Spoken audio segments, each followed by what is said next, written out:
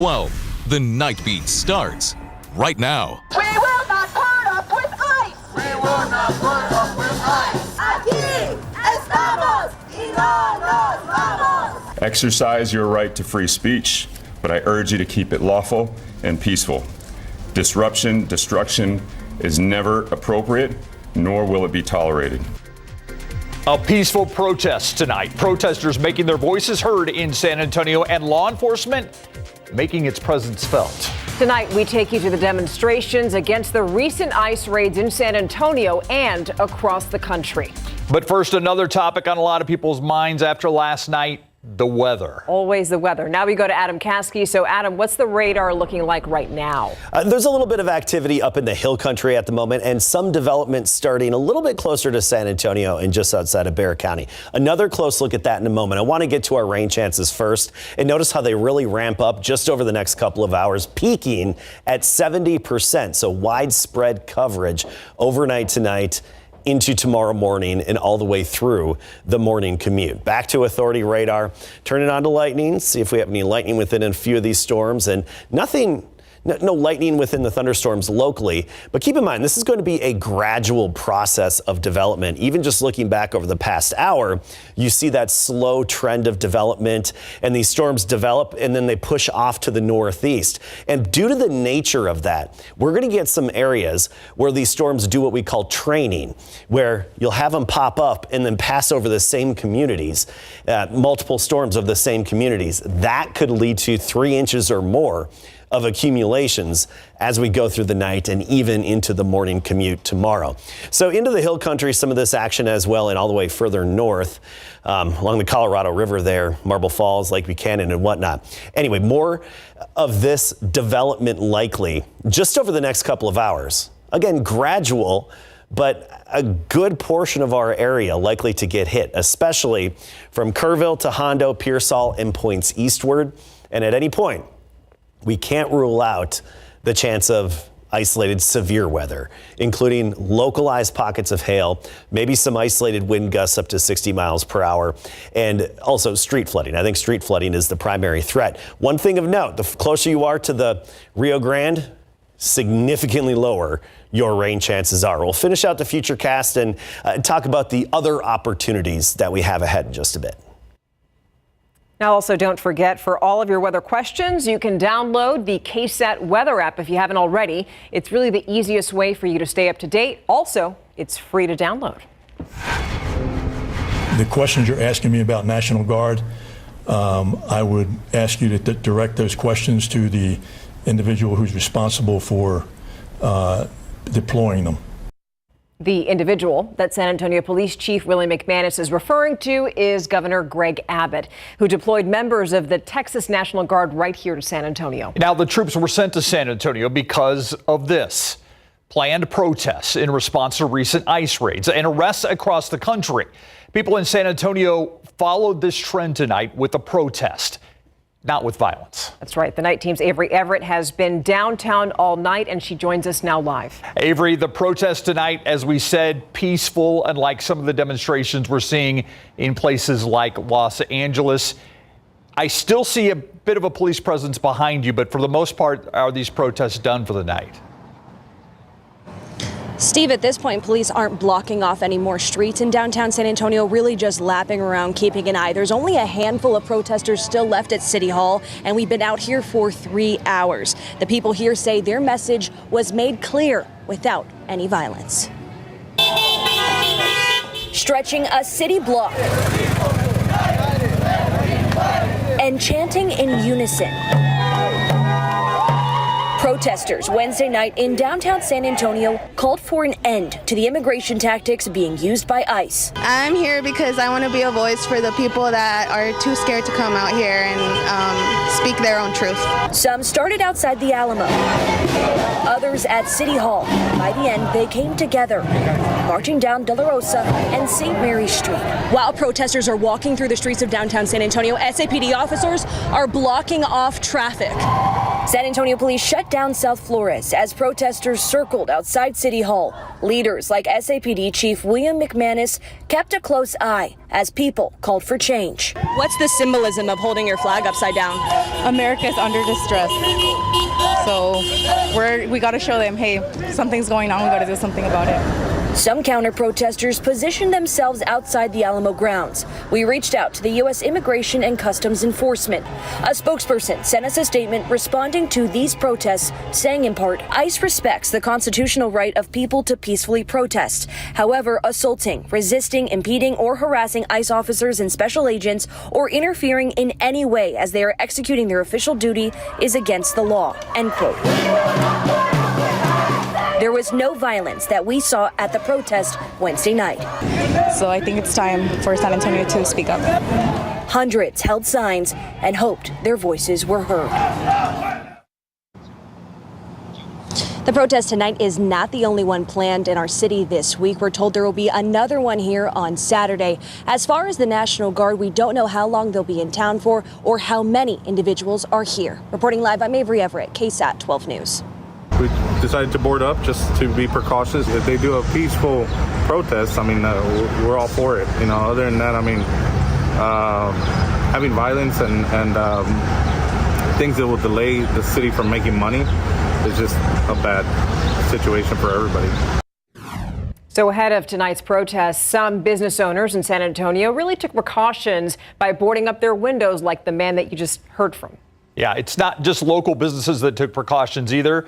Bexar County offices actually closed earlier today, citing, quote, anticipation of increased traffic in and around the downtown area, end quote. At this point, we don't know how big these protests will be. There is another one that's scheduled for Saturday.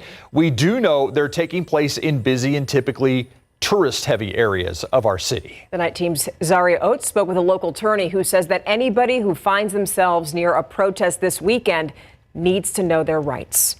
It's not a crime to protest. It's not a crime to express your opinion. Attorney Marlene Moreno has been a San Antonio attorney for more than a decade. These are 5 things she shared with me for people who are protesting, near a protest, or counter-protesting. Number 1. Everyone has the right to expression. Everybody, not just citizens, every single person under the jurisdiction of the United States have a right to express their opinion. So you can speak freely for or against any organization, but you can't incite violence. People have a right to express their opinion against the government if they want to, or against the police if they want to. Number 2. Are you legally allowed to record police or the National Guard, members of the military? Yes.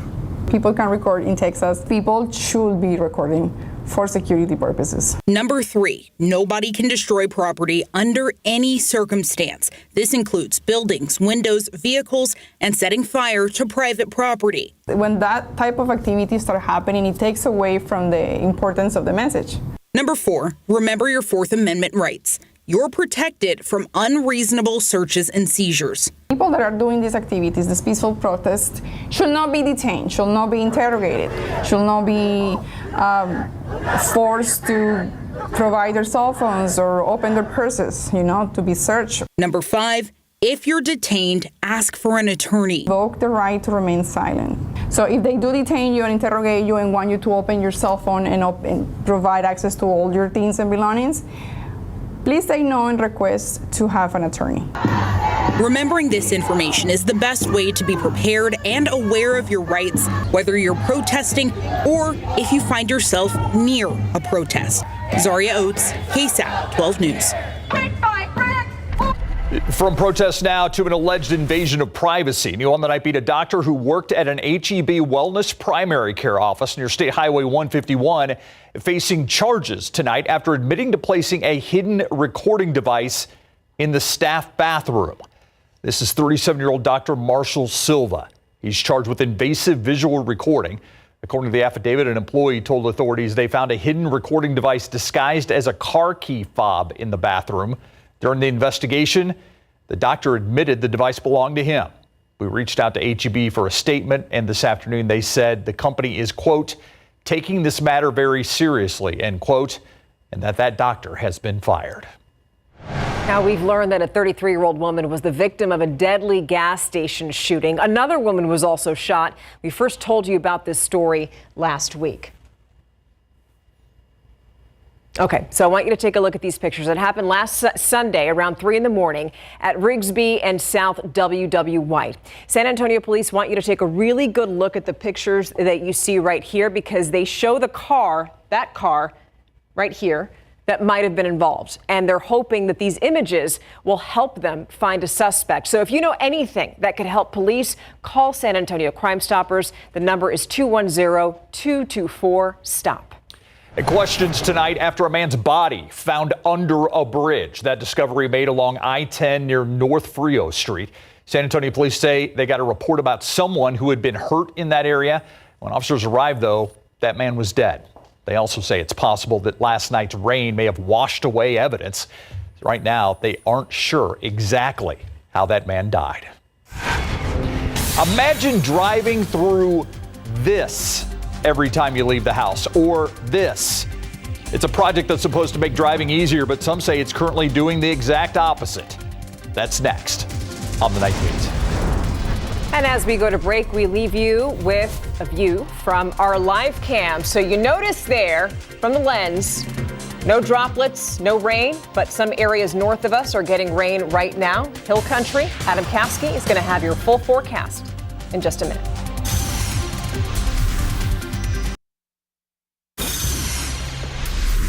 How is this acceptable? Our tires are shredded. I have to park at the end of the street. It's an inconvenience, but it's a must. I mean, you want raggedy streets or you want them fixed. Situation really sucks. It's a rough road. Neighbors sounding off tonight on recent road work happening near their homes. So Bexar County calls it an improvement project, but others say that it's just making their lives a lot more difficult. So what used to be Bent Meadow Drive in northeast Bexar County is now lined with those giant rocks that you see there. Yeah, neighbors say crews have been working on that street for about 3 weeks now, first tearing it up and leaving a muddy mess. Then a few days ago, they say workers came in and put down those large rocks as a temporary fix. That's for just half of this road, though. That ended up making the driving conditions even worse. Yeah, so the county says the big rocks are a small part of the groundwork that prepares the streets to eventually be paved over. Now, weather permitting, that could happen next week. Bent Meadow Drive is actually one of several streets in that area that's included in the road improvement project. Everything was going this way, just 100 miles an hour. I've been around this place for 35 years. I've never seen anything like this. Cleanup in Sabinol tonight. This is the damage left behind all over that town just west of San Antonio after last night's weather event blew through. So we got rain in the early morning hours, but some places obviously got it worse. You just see it there. Fallen limbs, mangled bits of roof, and completely uprooted trees littered parts of Sabinol. The mayor of that town actually declaring a disaster today as a result of the widespread damage. At the peak of the storm, about 35% of Sabinol residents were without power. Yeah, based on those photos that we're looking at, ground reports from emergency management and also some radar data, the damage was most likely due to straight line winds of around 60 to 80 miles per hour. By the way, not a tornado. And Adam, I think a lot of people are wondering tonight, are we in store for another round of rain, wind, maybe hail tonight? Yeah, all of those are possibilities, but I think the primary threat is for some street flooding and flash flooding, especially in the typically flood-prone areas. Now, here's a look at authority radar, and you see the activity out there. It's just developing and then moving off to the northeast, and we're already starting to see a little bit of that training motion of these showers and storms. So starting in Lake Hills, so Bernie, you already have one that's moving in, and then this next one that's near Medina Lake Reservoir is going to move in. Bergheim, one's just outside, and then it's moving into Candelia. Candelia is moving into Blanco. These will be following each other at times through the night, and a very gradual development of this activity as well. Let me put it into motion for you. I mean, very gradual development. And just over the next few hours, I do think we'll see a big change in a lot of the coverage of this activity on authority radar. Okay. A little bit of thunder and lightning within some of this action, but none of it's severe right now at the moment. This is all just garden variety, good soaking rainfall. And there you have it over the past hour.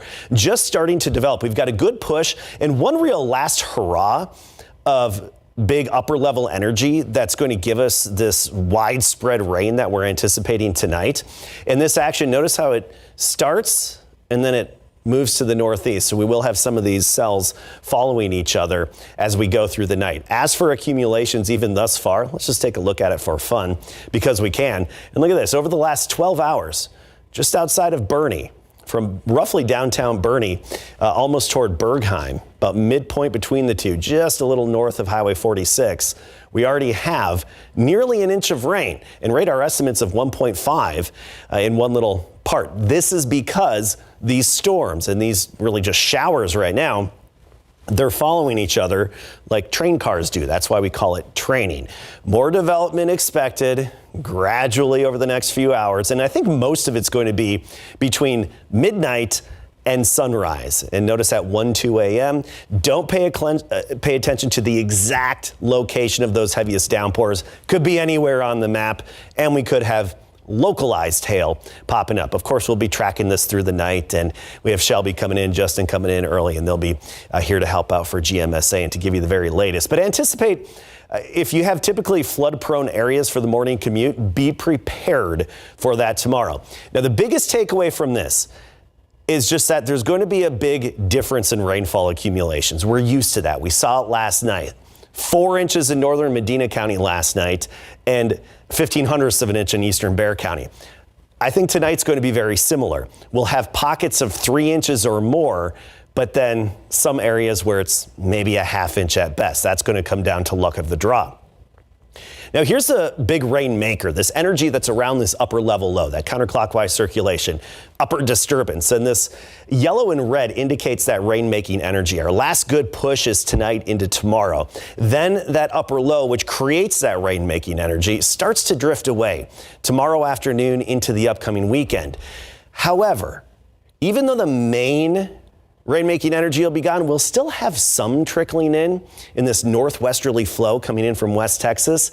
And then we focus on that West Texas wild card that I like to talk about. Thunderstorm development, West Texas, Panhandle, and even New Mexico could move our way. That's what we'll be watching for Friday, Saturday, and Sunday.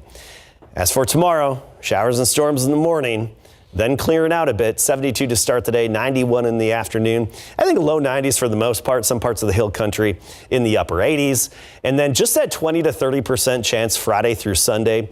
Maybe a few afternoon pop-up showers and storms, but it's really that West Texas wild card that we'll be watching for the clustering organizing that could then move our way. Yeah, and I like that you got my coffee cup there on Sunday. Number one, Steve. I was going to put the tie, but I decided coffee cup this year. Yeah, I think it's a good idea. I like it. Yeah. So Jeremy Sohan has some fans. Yeah, there's a lot of people who like Jeremy Sohan today because he bought them juice. It was a really cool juice pop-up at Jeremy's favorite juice shop here in town. Yeah, have a juice and a smile thanks to Jeremy Sohan. And what does Bryson DeChambeau have to say about Oakmont Country Club? Coming up.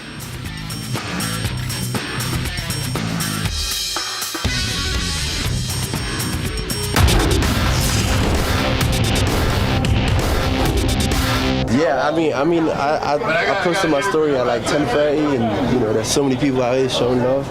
I think that just shows you what San Antonio is about, and I love it here. So yeah.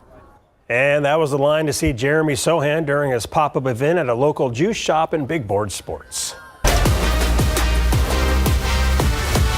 300-plus fans stopped by Southwest Elixirs late this morning to hang out with Spurs forward Jeremy Sohan.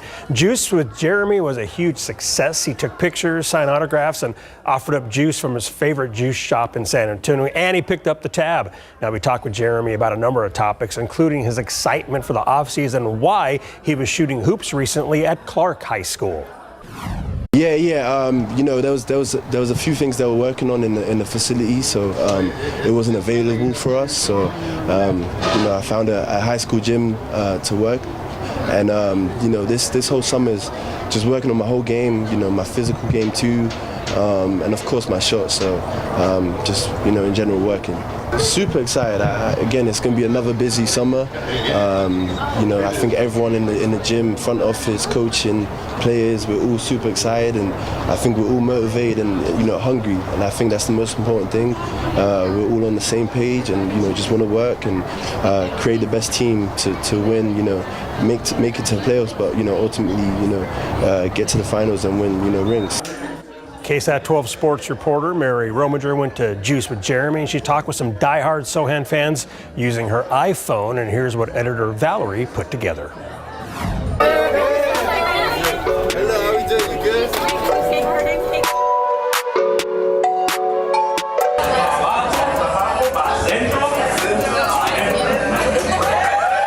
I've been a Jeremy Sohan fan since I was back at Baylor University. I saw him play in the Sweet 16 at Baylor. Ever since he got brought to the Spurs, I've been a fan, so I had to get the jersey for it. I would be really disappointed if we traded such a great player like that, because that's the type of dog you need in the playoffs. I hope he stays here in San Antonio. We love him here, so. You love the Spurs?